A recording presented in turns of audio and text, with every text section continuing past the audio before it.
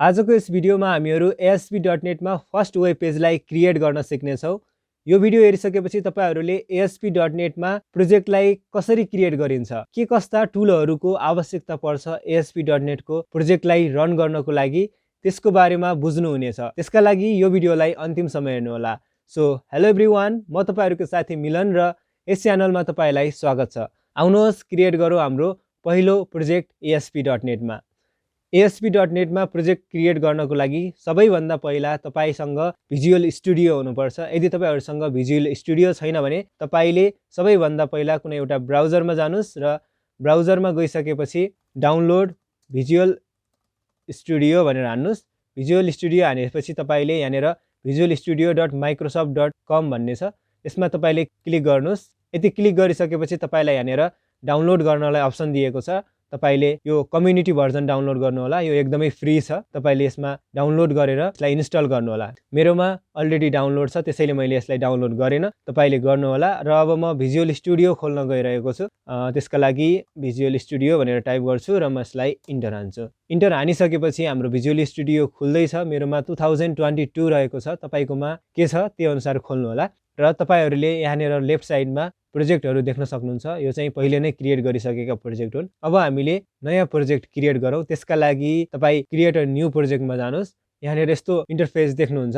तपाईले सबैभन्दा पहिला यसमा ल्याङ्ग्वेज चुज गर्नु होला। म अहिले C# चुज गर्छु र अल प्लेटफर्ममा तपाईले आफ्नो अपरेटिङ सिस्टम कुन छ त्यो राख्नु होला। मेरो अहिले विन्डोज छ, त्यसैले मैले विन्डोज राख्दै छु र अल प्रोजेक्ट टाइपमा तपाईले वेब भनेर चुज गर्नु होला।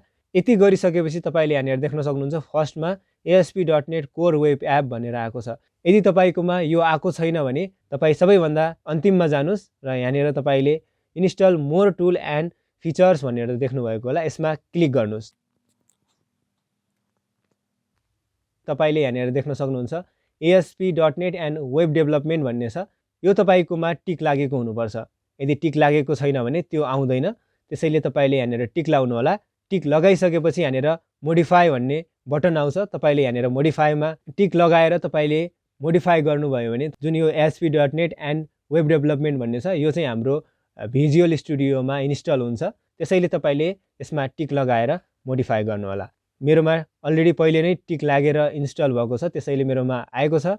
म यसलाई क्लोज गर्छु, तपाईले चाहिँ गर्नु होला नआएको भए। अब हामीले भिजुअल स्टुडियोमा वेब एप्लिकेसन बनाउनको लागि ASP.NET कोर वेब एप भन्ने चुज गर्छौं। मा तपाईले क्लिक गर्नु होला। यति क्लिक गरिसकेपछि तपाई अब नेक्स्टमा क्लिक गर्नुस्।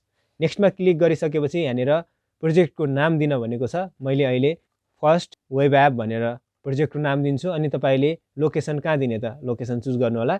अहिले मेरो C ड्राइभको भित्र युजर अनि त्यसपछि सोर्स अनि त्यसपछि रिपोज भन्नेको भित्र यो प्रोजेक्ट हाम्रो क्रिएट हुन्छ। यो लोकेसन चाहिँ तपाईले चेन्ज गर्न मन लाग्छ भने यसमा चेन्ज गर्न सक्नुहुन्छ, यसमा क्लिक गरेर। मैले चाहिँ अहिले चेन्ज गरेन। त्यसपछि म नेक्स्टमा क्लिक गर्छु।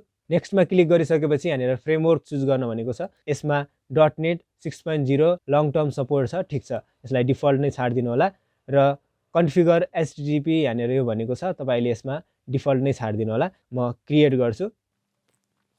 हाम्रो प्रोजेक्ट यहाँ क्रिएट हुँदैछ, एकछिन टाइम लागिरहेको छ, एकछिन कुर्नु होला। ल हाम्रो यहाँ देखिएको छ हाम्रो फर्स्ट वेब एप जुन हाम्रो थियो बनाएको त्यसको ओभरभ्यू देखिएको छ।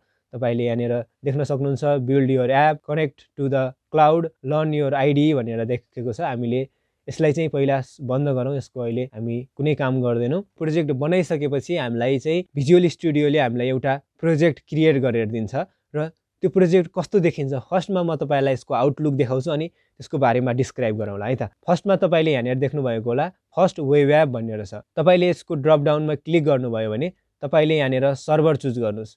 सर्भरको लागि IIS एक्सप्रेस भन्ने छ, यो चुज गर्नुस्। त्यसपछि तपाई अझै ड्रप डाउनमा क्लिक गरेर तपाईले डिफल्टमा कुन ब्राउजर चुज गर्ने।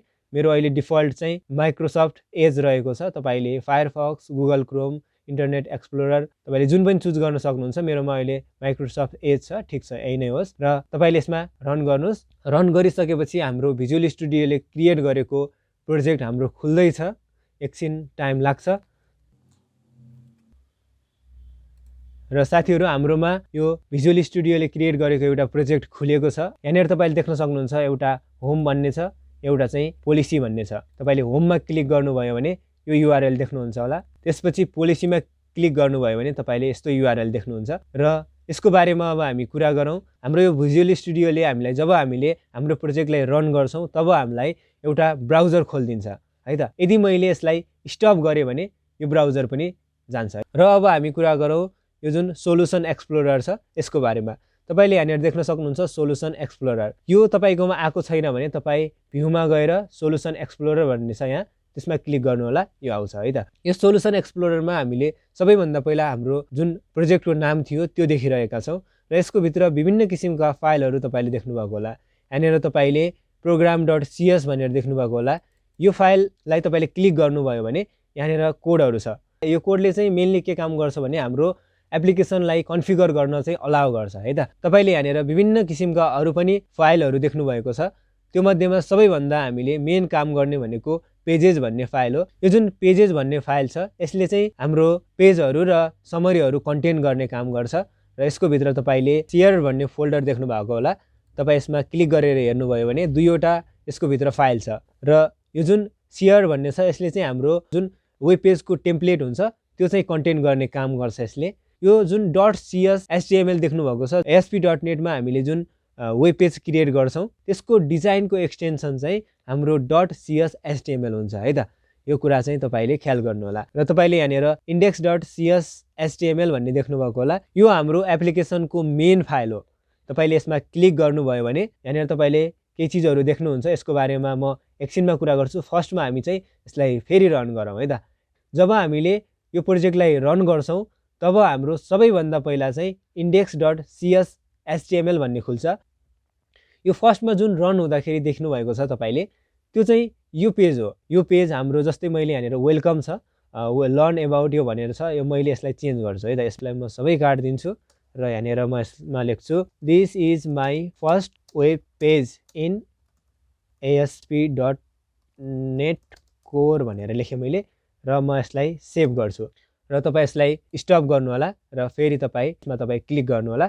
क्लिक गरिसकेपछि हामीले यहाँनिर जे चेन्ज गर्छौँ त्यो चाहिँ यहाँनिर चेन्ज हुन्छ है त।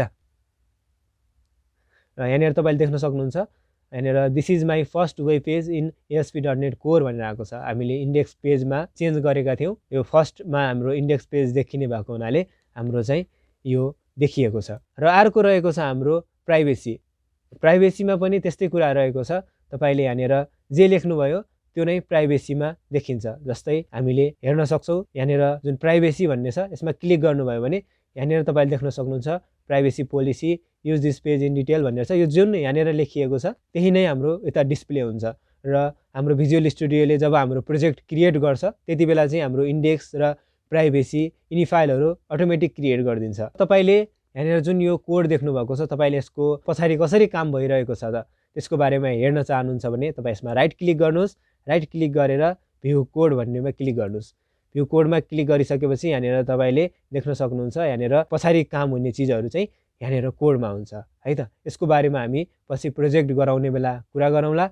अहिले हामी कुरा गरौँ यो फाइलको भित्र हामीलाई जुन दिएको छ यसको बारेमा। फर्स्टमा हामीलाई यहाँनिर @पेज भनेर दिएको छ। यो जुन @पेज भन्ने छ यो चाहिँ हाम्रो एउटा किबोर्ड हो जसले चाहिँ कुनै कन्ट्रोलर हाम्रो युज गर्दैन भनेर चाहिँ हामीलाई भन्छ र हाम्रो यसमा अर्को चाहिँ यो @ इन्डेक्स मोडल भन्ने छ। यसमा चाहिँ हाम्रो मोडल चाहिँ एसोसिएटेड हुन्छ र यो हाम्रो अर्को रहेको छ भ्यू डेटा टाइटल। हामीले यहाँनिर टाइटल दिन्छौँ र यहाँनिर चाहिँ हामीलाई केही HTML को कोडहरू दिएको छ। यसमा हामीले जे लेख्यो त्यो चाहिँ उता प्रिन्ट हुन्छ र यो प्रिन्ट कहाँबाट हुन्छ त हामीले त index.cs HTML त रन गरेको छैनौँ। यो कसरी रन भइरहेको छ त यो चाहिँ हाम्रो जुन यो सेयर्ड भन्ने छ तपाईँ यसमा क्लिक गर्नुभयो भने layout.cs HTML भन्ने छ। तपाईँ यसमा क्लिक गर्नुभयो भने तपाईँले सबै कामहरू यसबाट भइरहेको हुन्छ। हामीले यता कोड लेख्छौँ तर हामीले यसमा इन्क्लुड गरेर सबै रन हुने कुराहरू चाहिँ योबाट रन हुन्छ।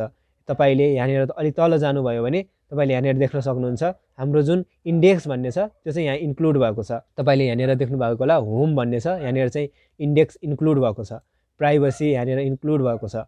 हामीले कुनै नयाँ पेज क्रिएट गर्यो भने हामीले यहाँ इन्क्लुड गरेर त्यहाँ सो गर्न सक्छौँ है त। र तपाईँले यो जुन सेयर फोल्डर छ यसको बारेमा बुझ्नुभयो होला। यसले चाहिँ हाम्रो एप्लिकेसनको टेम्प्लेट कन्टेन गर्ने काम गर्छ र हाम्रो फ्रन्ट इन्डको काम चाहिँ योबाट हुन्छ होइन। अनि तपाईँले यहाँनिर देख्न सक्नुहुन्छ यहाँनिरबाट रन भइरहेको छ। जुन हामीले यहाँनिर कन्टेन गर्छौँ, जुन हामीले नयाँ फाइलहरू बनाउँछौँ सबै कुराहरू चाहिँ यहाँनिर हामीले राख्छौँ र त्यसपछि हामीले रन गर्छौँ र तपाईँले यो फाइललाई बुझ्नु होला।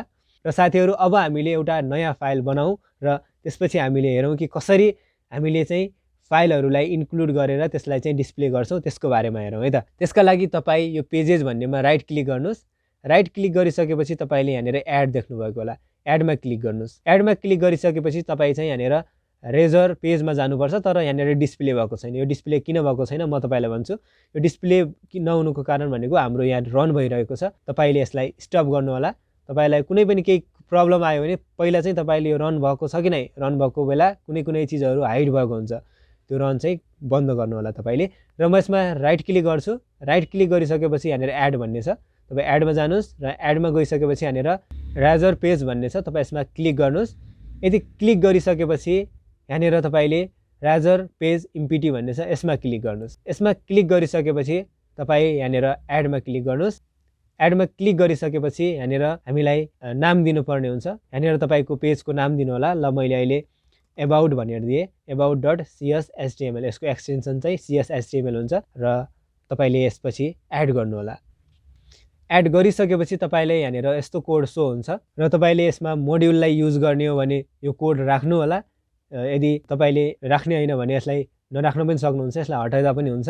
र मैले चाहिँ अहिले होस् यसलाई नै राखेँ मैले। र अब हामीले यसमा हाम्रो कोड लेखौँ। हेडिङ 1मा मैले फेरि एबाउट भनेर लेख्छु र यहाँनिर म एउटा प्याराग्राफ खोल्छु। प्याराग्राफ खोलिसकेपछि यहाँनिर this is my first design web page in ASP.NET core भनेर लेख्छु। यहाँनिर जे लेख्दा पनि हुन्छ। ल मैले यसलाई सेभ गर्छु। यदि सेभ गरिसकेपछि यो रन गरेर त्यहाँनिर डिस्प्ले हुँदैन र अब हामीले यसलाई चाहिँ यो जुन लेआउट भन्ने छ हाम्रो त्यसमा चाहिँ इन्क्लुड गर्नुपर्छ। त्यसका लागि तपाईँ यसमा क्लिक गर्नुहोस्। यसमा क्लिक गरिसकेपछि हाम्रो होम प्राइभेसी भएको जस्तै हामीले हाम्रो एबाउट भन्नेलाई पनि राखिदिन्छौँ। म यसलाई कपी गर्छु र कपी गरिसकेपछि यहाँनिर पेस्ट गर्छु र पेस्ट गरिसकेपछि म यहाँनिर यो जुन प्राइभेसी थियो हाम्रो यसमा चाहिँ म एबाउट भनेर लेख्छु र यो जुन प्राइभेसी हाम्रो लिङ्क छ यसलाई चाहिँ म यहाँनिर हाम्रो एबाउट भनेर राखिदिन्छु। तपाईँको जुन फाइलको नाम छ तपाईँले त्यही दिनु होला। मेरो अहिले एबाउट छ त्यसैले मैले एबाउट दिएँ र म यसलाई सेभ गर्छु र सेभ गरिसकेपछि अब हामी रन गरेर हेरौँ हाम्रो कस्तो देखिन्छ त। मेरो रन हुँदैछ। यहाँनिर तपाईँले देख्न सक्नुहुन्छ हाम्रो होम आएको छ, प्राइभेसी आएको छ र यहाँनिर एबाउट आएको छ। यहाँनिर हामीले लेखेका थियौँ this is my first design web page in ASP.NET core भनेर आएको छ। तपाईँले यस्तै यहाँनिर कन्ट्याक्ट अस बनाउनुहोस्, अरू कुनै बनाउनुहोस्। यहाँनिर तपाईँ जति पनि बनाउन सक्नुहुन्छ र यसरी हाम्रो ASP.NET मा काम हुन्छ। र तपाईँले यहाँनिर कुनै चेन्ज गर्नुभयो, ल यहाँनिर मैले लेखेँ thanks for visit my website भनेर लेखेँ। तपाईँले यहाँनिर स्टप गरेर फेरि रन गर्दा पनि हुन्छ। तपाईँले यहाँनिर यो जुन देख्नुभएको होला यहाँनिर रिस्टार भन्ने छ, तपाईँले यसमा क्लिक गर्नुभयो भने त्यहाँनिर चेन्ज हुन्छ है त। तपाईँले फेरि स्टप गरेर फेरि रन गरिराख्नु पर्दैन। यति गर्नुभयो भने हाम्रो फेरिबाट रिस्टार्ट हुन्छ। यहाँनिर रिस्टार्ट हुन्छ। तपाईँले यहाँनिर देख्न सक्नुहुन्छ। यदि तपाईँले यहाँनिर एबाउटमा क्लिक गर्नुभयो भने thanks for visit my website भनेर आएको छ है त। तपाईँले यसरी काम गर्न सक्नुहुन्छ ASP.NET मा। र यसपछिको भिडियोमा म एउटा रजिस्ट्रेसन फर्म बनाउने छु र फर्म बनाएर हामीले डेटालाई कसरी डिस्प्ले गराउने त्यसको बारेमा पनि कुरा गर्नेछौँ। र साथीहरू मलाई विश्वास छ तपाईँहरूले ASP.NET मा फर्स्ट प्रोजेक्टलाई क्रिएट गर्न सक्नुहुनेछ र तपाईँले बुझ्नुभयो होला कि कसरी फर्स्ट प्रोजेक्टलाई क्रिएट गरिन्छ र त्यो क्रिएट गर्नको लागि हामीलाई के चिजहरूको आवश्यकता पर्छ त्यसको बारेमा पनि बुझ्नुभयो होला। र साथीहरू कुनै पनि प्रब्लम पर्यो भने कमेन्ट बक्समा कमेन्ट गर्नु होला। र आजको लागि यति नै। म तपाईँहरूसँग भेट्नेछु अर्को भिडियोमा। तबसम्मको लागि बिदा दिनुहोस्। नमस्कार।